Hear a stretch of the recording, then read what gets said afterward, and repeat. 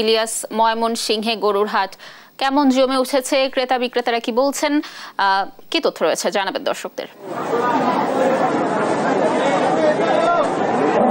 ক্রেতা বিক্রেতাদের হাট ডাকে ময়মনসিংহের গরু হাটগুলো জমে উঠেছে, অর্থাৎ শেষ মুহূর্তের হাটগুলো কিন্তু একেবারেই জমজমাট হয়ে উঠেছে। আমি এখন রয়েছি ময়মনসিংহ সদর উপজেলার শিকারীকান্দা হাটে রয়েছি। এখানে কিন্তু আজকে সকাল থেকে এই হাটটি জমে উঠেছে, অর্থাৎ এই এলাকার খামারি এবং কৃষক পর্যায়ে যারা আছেন তারা এই গরুগুলো নিয়ে এই হাটে এসেছেন এবং এখানকার স্থানীয় বাসিন্দা সহ আশপাশের বাসিন্দারাও কিন্তু এই হাটে এসেছেন এবং তারা কিন্তু গরুর দরদাম করছেন। আমরা দেখেছি বেশ কিছু গরু ইতিমধ্যেই কিন্তু বিক্রি হয়েছে, অর্থাৎ ক্রেতাদের সবচেয়ে বেশি চাহিদা হচ্ছে মাঝারি ধরনের গরু, কিন্তু তারা মাঝারি ধরনের গরু পাচ্ছেন ৮০,০০০ থেকে ১,৪০,০০০ টাকার মধ্যেই কিন্তু তারা পাচ্ছেন এবং ক্রেতারা কিন্তু এই হাটে এসে তারা গরু ক্রয় করতে পেরে কিন্তু তারা খুবই সন্তুষ্টি প্রকাশ করেছেন এবং তারা বলছেন যে তাদের যে বাজেট ছিল সেই বাজেট অনুযায়ী কিন্তু এবারের ঈদে তারা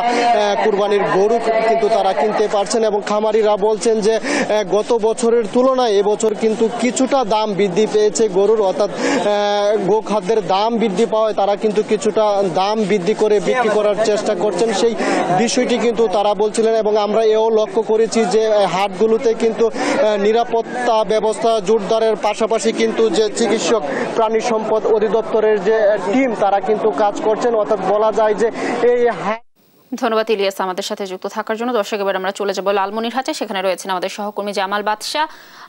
জামাল, লালমনিরহাটে কুরবানির পশুর হাট কেমন জমে উঠেছে, কি তথ্য রয়েছে সেখানকার জানাবেন আমাদের। লাবণী, আসলে লালমনিরহাটেও কিন্তু সারা দেশের ন্যায় কোরবানির পশুর হাটগুলো জমে উঠেছে।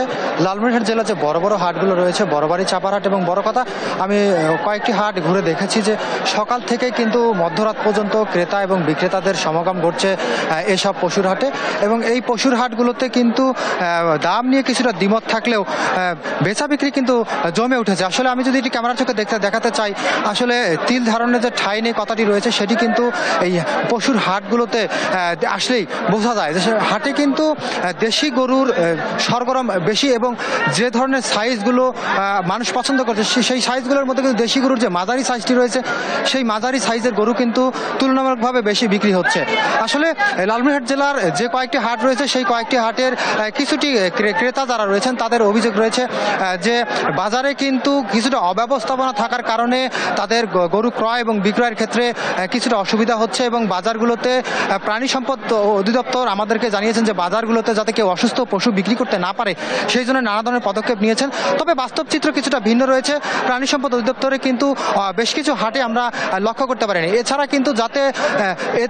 কিন্তু যাতে যে গরুর যে আদায় রসিদ রয়েছে সেই আদায় রসিদের টাকা যাতে কেউ বেশি নিতে না পারে সেই জন্য কিন্তু নজরদারি বাড়ানো রয়েছে এবং যেটি আসলে নিয়ম যে ৩৫০ টাকা সেই জায়গা থেকে অনেক জায়গায় কিন্তু ৭০০ এবং ৮০০ টাকা পর্যন্ত নিচ্ছে। আসলে লালমনিরহাটেও কিন্তু শেষ মুহূর্তে পশুর হাট জমে উঠেছে এবং এটি কিন্তু লাস্ট।